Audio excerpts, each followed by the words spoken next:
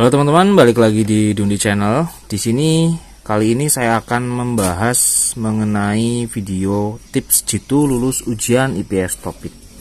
Ya.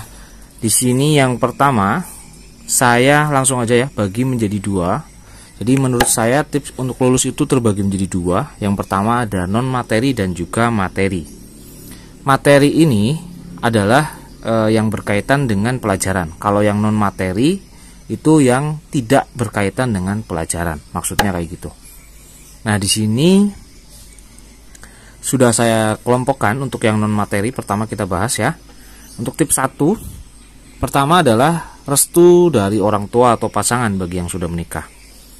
Jadi satu hal ini adalah hal yang paling penting atau sangat penting ya sebelum teman-teman semua maju ujian. Jadi restu dari orang tua dan juga pasangan harus benar-benar teman-teman dapatkan semua ya, supaya nanti kedepannya bisa apa ya istilahnya itu lebih lancar lah kayak gitu. Ini kadang-kadang hal yang dilupakan juga atau sedikit disepelekan mungkin ya, padahal ini salah satu hal yang paling penting. Lalu yang kedua adalah kesiapan mental. Kesiapan mental itu apa? Kesiapan mental adalah bagaimana ketika teman-teman sedang menghadapi hal yang sulit atau berada dalam tekanan, tapi teman-teman bisa tetap tenang. Itu sangat penting sekali untuk mengikuti ujian, karena nanti di dalam ruang ujian itu mungkin atmosfernya akan sangat berbeda, dan juga teman-teman mungkin akan merasa sangat tertekan, grogi ya, nervous gitulah. Pokoknya berbagai hal yang sebelumnya tidak dipikirkan tiba-tiba jadi kepikiran ya. Makanya di sini kesiapan mental sangat penting sekali. Bagaimana cara melatih kesiapan mental nanti mungkin di belakang akan saya jelaskan ya. Di sini yang ketiga ada kemauan yang tinggi. Nah, kemauan yang tinggi untuk lulus ini akan sangat berkaitan ke nomor 4, yaitu kesungguhan dalam berjuang dan berkorban. Dimana kalau teman-teman punya kemauan yang tinggi, maka kesungguhan teman-teman dalam berjuang, maksudnya itu kayak belajar, rela kurang tidur ya, berkorban itu juga termasuk. Berkorban itu nggak hanya uang, walaupun uang itu sudah pasti, tapi kayak merelakan waktu tidur ya, berkorban waktu tidur, atau berkorban waktu bekerja, berkorban untuk bersama keluarga, itu dikorbankan semua waktunya untuk demi belajar ya. Terus juga berjuang di situ banyaklah yang harus teman-teman lakukan, dari hafalan kosakata, belajar tata bahasa, latihan tryout, mungkin pengorbanan dalam segi uang ya, ikut di LPK, atau mungkin beli-beli soal di luar sana, atau mungkin ikut kursus online dan lain sebagainya. Segala macam bentuk pengorbanan itu teman-teman akan lakukan dengan sungguh-sungguh jika kemauan untuk lulus itu tinggi ya. Terus yang kelima adalah ibadah atau berdoa. Ini juga sering sedikit dianggap remeh ya. Jadi ibadah atau berdoa ini ya tentu saja menurut kepercayaan teman-teman semua masing-masing ya, ini penting banget, karena ketenangan jiwa, ketenangan batin itu juga akan mempengaruhi yang nomor 2, yaitu kesiapan mental. Jika teman-teman perasaannya tenang atau merasa dekat dengan Tuhan ya, itu akan lebih bisa membentuk kesiapan mental itu sendiri. Jadi lebih tenang, lebih adem gitu ya sebelum berdoa. Pokoknya apapun yang dilakukan sebelum dilakukan itu dimulai dengan berdoa dulu, biasanya hasilnya lebih baik, seperti itu ya. Karena di sini juga kita harus menitik beratkan di mana yang namanya usaha tanpa doa itu suatu kesombongan ya. Berarti kita tidak percaya akan kekuatan doa, berarti kita tidak percaya akan kekuatan Tuhan, hanya kita percaya kepada kemampuan diri kita sendiri. Nah, itu makanya tadi saya bilang sombong. Lalu kalau doa saja tanpa usaha itu juga sia-sia. Jadi harus seimbang dua-duanya ya. Kira-kira seperti itu untuk yang non materi. Lalu untuk yang materi, tips 2 di sini adalah kuasai tata bahasa yang berkaitan, kuasai kosakata yang berkaitan. Kenapa harus dikasih embel-embel yang berkaitan?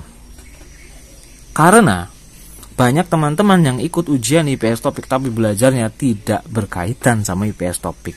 Misal, belajar dari drama, belajar dari lagu, belajar materi topik, yang mana berbeda dengan IPS topik. Makanya tata bahasanya yang berkaitan saja dengan IPS topik kira-kira apa? Itu teman-teman bisa lihat di buku textbook 60 bab. Di situ ada daftarnya semua tata bahasa yang bakal dipakai apa aja. Itu nggak akan jauh-jauh dari situ. Kosakata juga sama, nggak akan jauh-jauh dari situ. Mungkin teman-teman butuh nambahin kosakata sinonim, antonim, atau yang berkaitan. Itu banyak kok sumber dari luar sana ya, yang ada masih ada kaitannya sama IPS topik. Intinya jangan belajar di luar dari yang berkaitan dengan IPS topik. Itu saran saya, karena banyak banget yang kayak gitu. Terus lakukan tryout dengan cara khusus. Nah, ini tips yang ketiga ini adalah cara saya sendiri, khusus hanya saya share sekarang ya, hanya saya bagikan saat ini saja. Ini nggak pernah saya omongin sebelumnya. Jadi untuk tryout dengan cara khusus itu adalah tryout yang biasanya saya lakukan sendiri. Cara khusus itu apa? Misalkan begini, banyak orang belajar itu mencari ketenangan, mencari fokus dan konsentrasi yang tinggi, tryout dengan semangat yang tinggi ya. Kalau saya malah kebalik, tryout di saat kondisi saya lagi males, lagi lemes, lagi sakit, lagi meriang, mungkin lagi kebelet pipis, kebelet BAB, terus juga pokoknya dalam situasi yang nggak menguntungkan, di rumah suasananya lagi berisik, atau mungkin lagi nggak fokus. Jadi pokoknya dalam kondisi terburuk kita tryout seperti itu. Itu adalah cara saya. Jadi dimana ketika kondisi dalam tekanan, tapi kita malah tryout. Jika hasil kita masih bisa baik, berarti apalagi kalau kita lagi tenang, kan kayak gitu. Nah, itu adalah latihan mental yang tadi saya sebutin tadi, salah satunya itu. Untuk melatih mental kita, saya sering tryout CBT itu yang di komputer ya. Saya buang dulu waktunya sampai tersisa mungkin 30 menit atau mungkin 20 menit baru mulai kerjain soalnya. Dan saya juga sering saat latihan itu ngerjain soal hanya satu kali baca, satu kali lihat, dan langsung dikerjain. Jangan dicek, jangan diteliti. Coba dengan tingkat kecerobohan yang tinggi seperti itu, apakah nilai kita masih bagus? Kalau bagus, apalagi kalau kita teliti. Sedangkan kita ceroboh saja nilai kita bisa bagus. Sedangkan lagi nggak fokus saja kita bisa bagus. Lagi ngantuk, lagi lemes, lagi sakit, udah tryout aja. Itu teknik saya ya, dan itu bener-bener saya lakuin. Kurang tidur ya udah tryout. Pokoknya tryout jangan lagi enak, jangan lagi tenang, suasananya lagi nggak mendukung. Itu intinya itu ya, baru tryout. Terus di sini ada kemungkinan lulus ujian. Ini asumsi saya pribadi, pendapat saya pribadi. Saya rasa jika teman-teman mentalnya sudah siap, sudah dapat restu, sudah berkorban dengan sungguh-sungguh ya, banyak pokoknya yang dilakuin yang tadi saya sebutkan di depan, menurut saya kemungkinan teman-teman untuk lulus ujian itu bisa mencapai 80%. Atau mungkin dari 10 orang itu 8 orang bisa lulus dengan tips-tips yang saya sebutkan tadi di awal. Jadi apabila teman-teman masih nggak lulus, berarti teman-teman termasuk dari 2 orang itu. Mungkin juga teman-teman memang dasarnya belum matang materinya, belajarnya mungkin baru kemarin, tiba-tiba ikut ujian. Nah, itu mungkin kurang mendukung ya. Tentu saja tips-tips dari saya tadi itu harus didukung dengan background teman-teman juga yang belajarnya udah lumayan lama. Kalau baru kemarin itu memang kurang mendukung ya. Itu cukup sulit. Jadi ini hanya pendapat saya pribadi. Lalu di sini biasanya teman-teman akan menemui kendala lulus ujian. Apa itu? Yang pertama, overconfident. Overconfident adalah terlalu percaya diri. Ketika teman-teman sudah merasa yakin bisa lulus, yakin itu perlu, percaya diri itu perlu, tapi jangan over, jangan keterlaluan. Kalau keterlaluan, itu repot. Karena itu bisa timbulnya nanti arahnya ke takabur, ke sombong ya. Jadi teman-teman itu jangan sampai menimbulkan sifat sombong, rasa pedenya. Jangan sampai menimbulkan rasa menyepelekan soal-soal yang mudah ya. Jangan. Karena saya sendiri pun ya, saya belajar bahasa Korea dari 2008, ikut mempelajari IPS topik dari 2010, ikut ujian 2010 dan 2020 kemarin. Alhamdulillah saya tidak pernah yang namanya itu menyepelekan satu soal yang kelihatannya mudah sekalipun, kosakata yang kelihatan mudah sekalipun. Karena kita bisa celaka di soal-soal yang mudah, kan sakit kalau misalkan kita nggak lulus gara-gara salahnya kurang satu, dan salahnya itu ada di soal yang mudah. Nah, itu lebih baik salahnya banyak sekalian, soal-soal susah sekalian, nggak ada penyesalan lah katakanlah, itu masih mending lah kayak gitu ya. Jadi jangan takabur intinya dari overconfident ini. Terus malas, nah ini yang paling repot. Udah tahu mau ujian, udah tahu harusnya belajar sungguh-sungguh, tapi malah males. Nah ini nggak ada obatnya ini kalau teman-teman nggak bisa melawan rasa malas itu sendiri ya. Lalu yang nomor 3 ini tidak mau berkorban. Ini termasuk tipe orang yang saya paling tidak suka.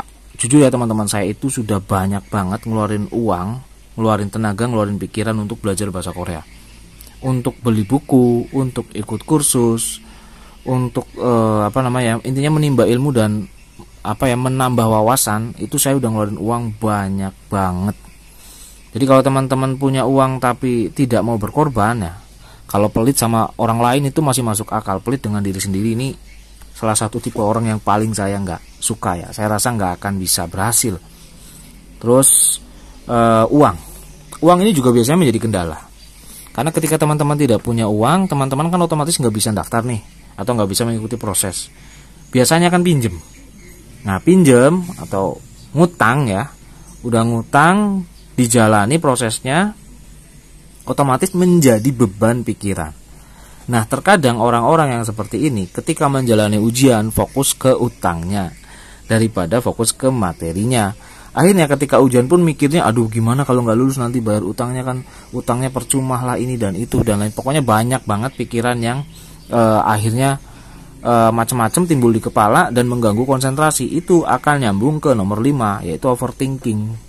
Berpikir berlebihan, berpikir yang aneh-aneh, timbulnya nanti ke negative thinking. Yang namanya pemikiran itu sugesti, dimana apa yang kita pikirkan, apa yang kita sugestikan biasanya bisa menjadi kenyataan, ya. Jadi makanya di sini jangan terlalu overthinking, jangan terlalu berpikir yang berlebihan, santai aja loh. Jadi belajar, yang penting fokus, tetap mau berkorban, terus tetap pede tapi jangan terlalu over, jangan males, ya, mau berkorban dan lain sebagainya. Terus juga jangan overthinking, jangan mikir yang enggak, aduh nanti jangan-jangan di ruang ujian orangnya udah pinter-pinter, aduh jangan-jangan nanti yang ikut, aduh jangan-jangan nanti kuotanya bla bla bla bla bla. Terlalu mikirin kuota, terlalu mikirin berapa yang ikut, terlalu mikirin yang lain udah pinter-pinter dan lain sebagainya. Akhirnya nggak fokus, malah ujiannya sendiri hancur nilainya.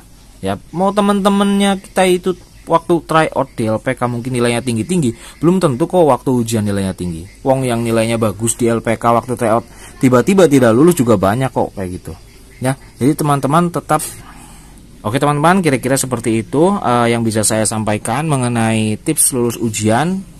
Jadi teman-teman santai saja, fokus dan percaya dengan diri teman-teman sendiri. Jangan lupa berdoa dan minta restu orang-orang terdekat, ya. Kira-kira seperti itu. Jangan lupa like, comment, share, serta subscribe. Saya Dundi. Bye-bye.